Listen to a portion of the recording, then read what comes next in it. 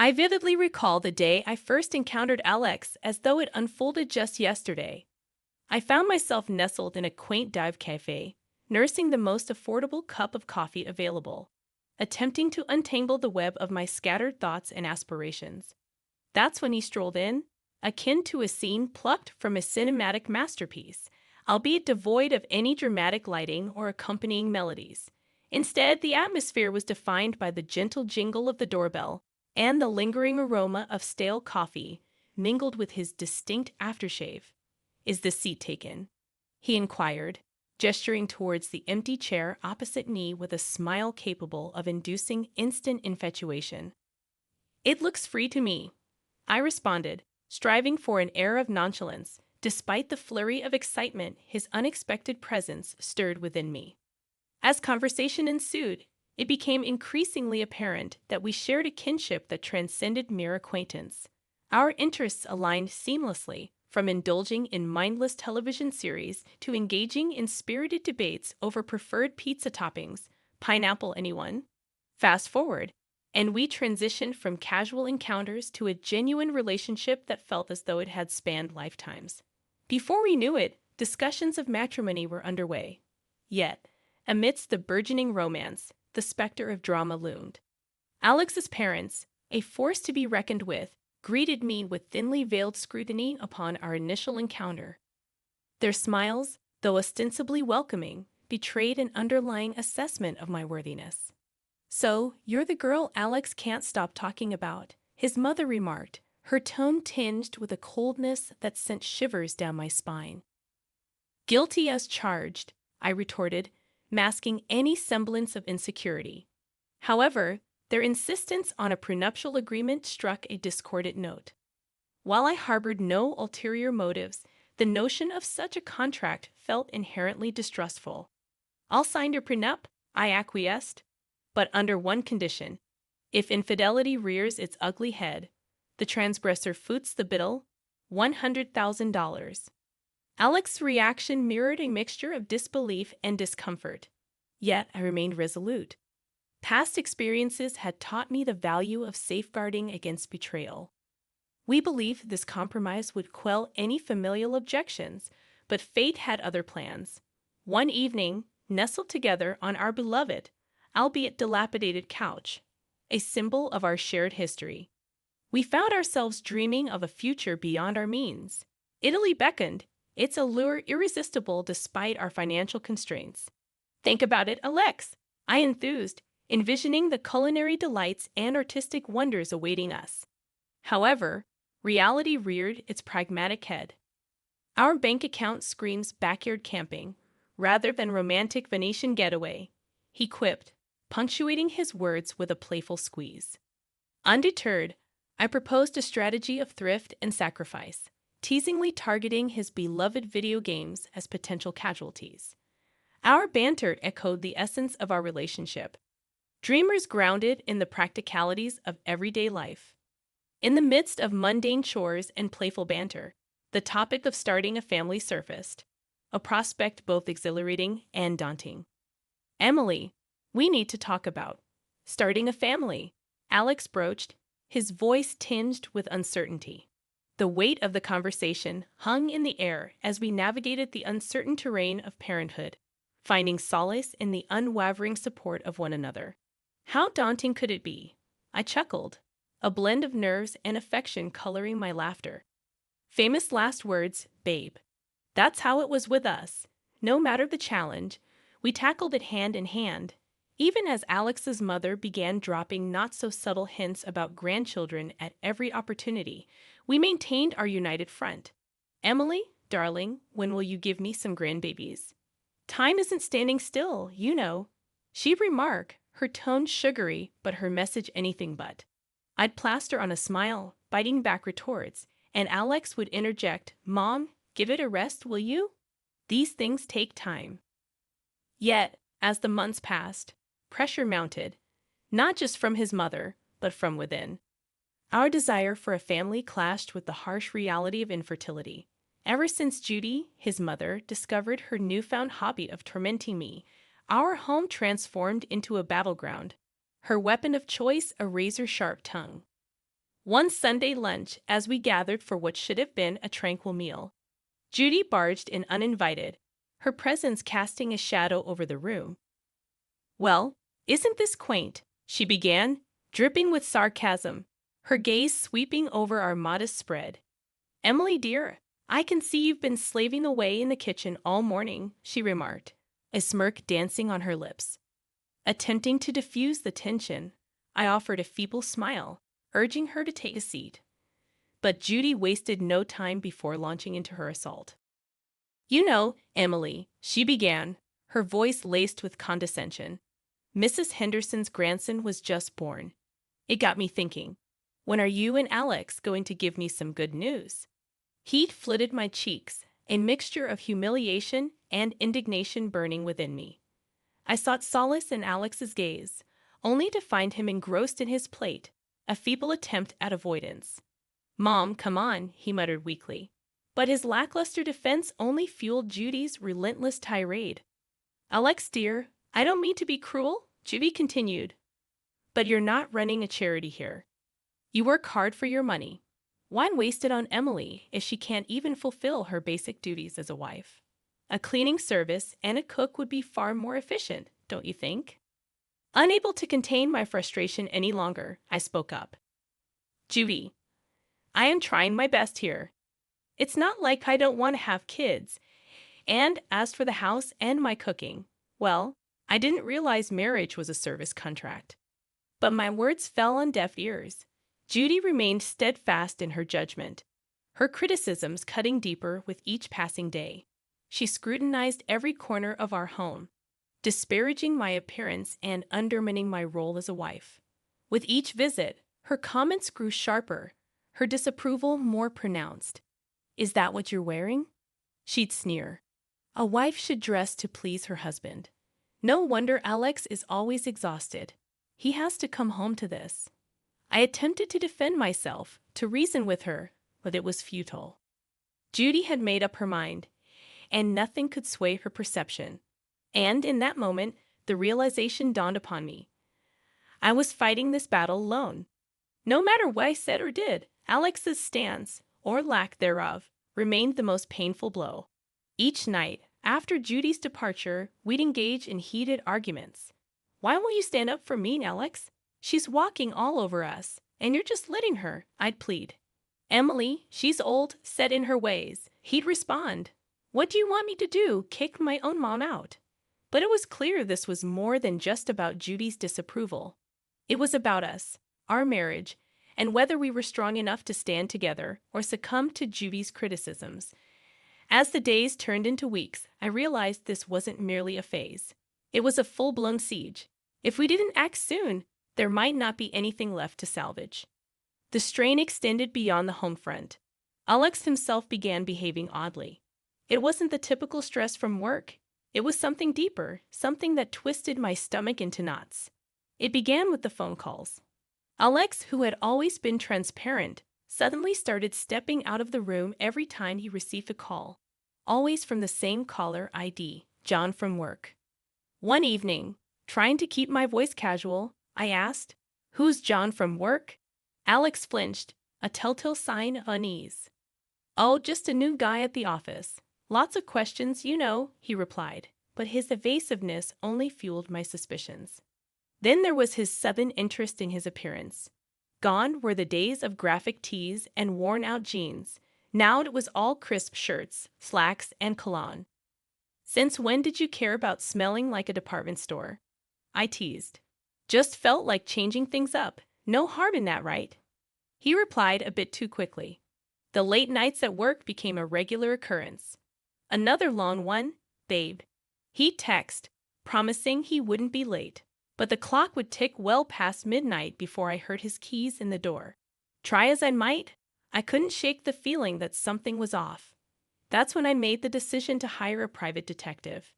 It felt like something out of a bad TV show, but I needed to know for sure. The evidence arrived in a plain brown envelope. Photos of Alex with another woman, their intimacy undeniable, their conversations captured in a recording, leaving no room for doubt. Sitting there, the evidence spread out before me, I felt a cold realization settle in. This was it, the proof that could anchor me in a stormy divorce, should it come to that.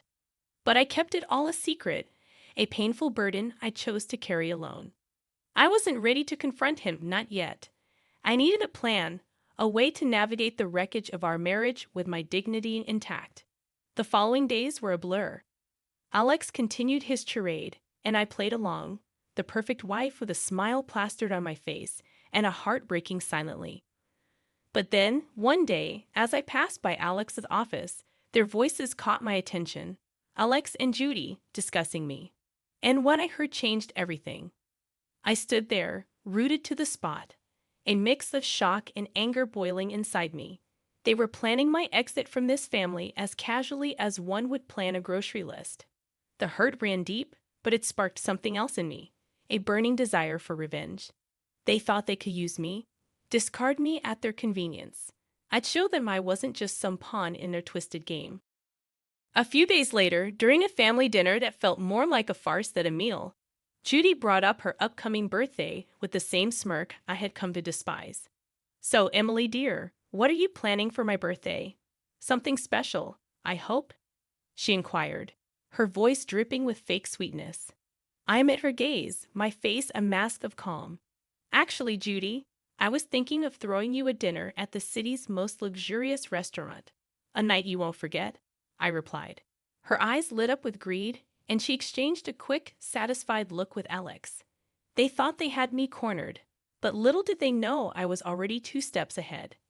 "Emily, that sounds delightful.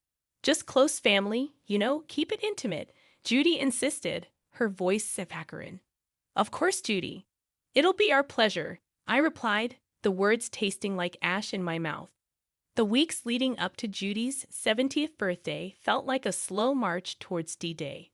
Every smirk from her, every indifferent shrug from Alex fueled my resolve. The plan was simple yet bold. Host a lavish dinner at the city's most luxurious restaurant under the guise of a loving gesture, then drop the bombshell. But like any good plot, the devil was in the details. The tension at home was palpable the night before the party. Alex, oblivious to the storm brewing, was casually lounging on the couch, scrolling through his phone. "Everything's set for tomorrow?" he asked, not looking up. "Oh, you could say that," I replied, my tone belying the turmoil inside. The day arrived, and as guests filled the opulent dining room reserved for Judy's celebration, the air crackled with anticipation. My heart raced, not from nerves, but from the adrenaline of what was about to unfold. As we all settled in, the meal proceeded with forced mirth. Laughs were shared, stories exchanged, and then, as the dessert plates were cleared away, the waiter approached with the final act of the evening, the bill. Without missing a beat, I handed over my card, the gesture unnoticed by most. It was then Alex, with a smirk that didn't reach his eyes, decided to drop his bombshell. "Emily, I think it's time everyone knew. I'm tired of this of us. I want a divorce," he declared. The words hung in the air, a toxic cloud suffocating all other noise in the room. Before I could even process the full weight of his statement, Judy piped up, her voice sharp and unforgiving. "Well then, since that's out in the open, I think it's best you leave, Emily. We're celebrating family tonight, and well, you're no longer part of it." The room went deadly silent. Every eye was on me, waiting to see how I'd crumble. But I didn't. With a calm I didn't feel, I stood, nodded, and walked out without a word. The cool night air hit me like a slap as I made my way home. By the time I reached his apartment, a plan formed. I packed my essentials, the numbness giving way to a cold resolve. This was it, the end of one life and the start of another. As I zipped the last suitcase, my phone started buzzing, a relentless, insistent vibration that I initially ignored. But curiosity got the better of me. Judy's voice screeched from the other end, demanding I fix the payment issue. The sweet irony of it all. In my preparations for the inevitable, I had secured my exit strategy. I stood there, rooted to the spot, a mix of shock and anger boiling inside me. They were planning my exit from this family as casually as one would plan a grocery list. The hurt ran deep, but it sparked something else in me, a burning desire for revenge. They thought they could use me, discard me at their convenience. I'd show them I wasn't just some pawn in their twisted game. A few days later, during a family dinner that felt more like a farce than a meal, Judy brought up her upcoming birthday with her trademark smirk. "So, Emily dear, what are you planning for my birthday?" "Something special, I hope," she said, her voice dripping with fake sweetness. "Actually, Judy, I was thinking of throwing you a dinner at the city's most luxurious restaurant. A night you won't forget," I replied, meeting her gaze with a mask of calm. Her eyes lit up with greed, and she exchanged a quick, satisfied look with Alex. They thought they had me cornered, but little did they know I was already 2 steps ahead. "Oh, Emily, that sounds so delightful." "Just close family, keep it intimate," Judy chimed in, her voice oozing fake sweetness. "Of course, Judy.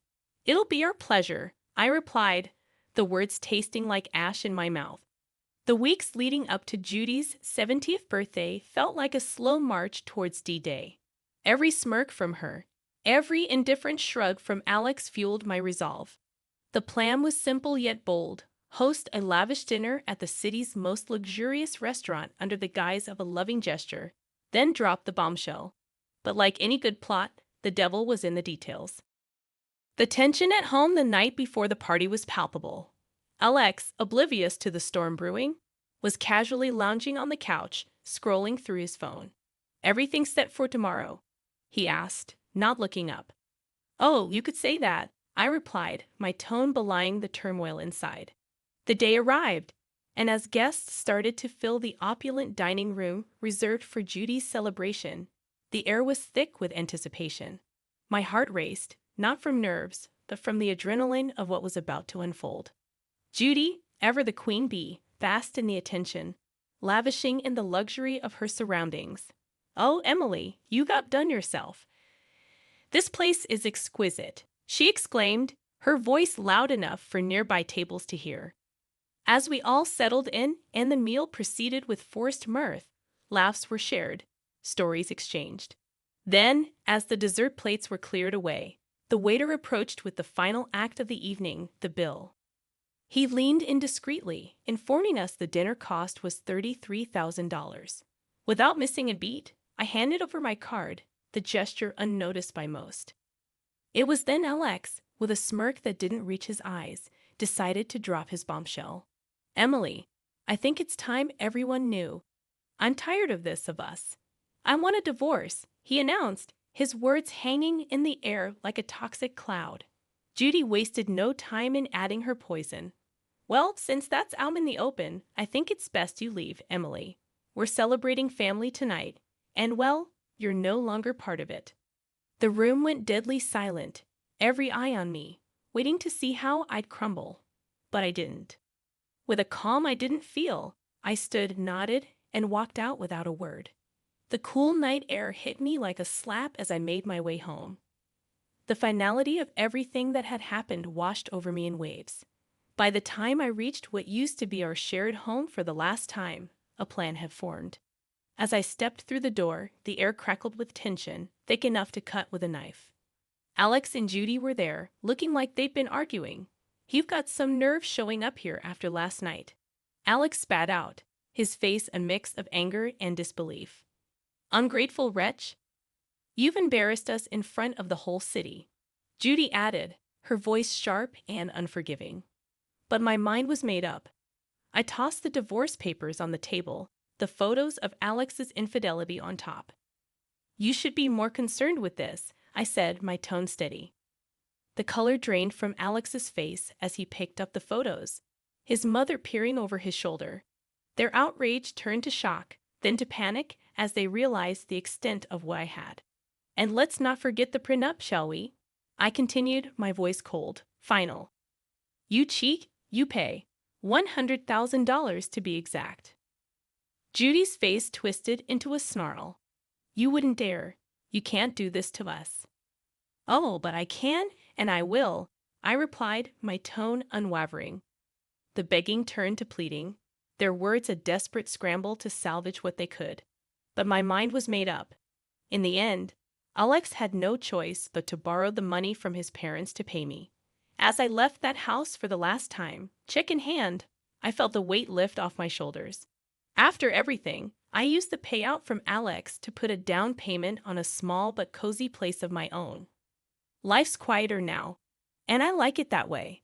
Every once in a while, the grapevine tosses a juicy bit my way about Alex and Judy. But these days, it's just another piece of someone else's story. Life's simpler, quieter, and infinitely sweeter on this side of chaos.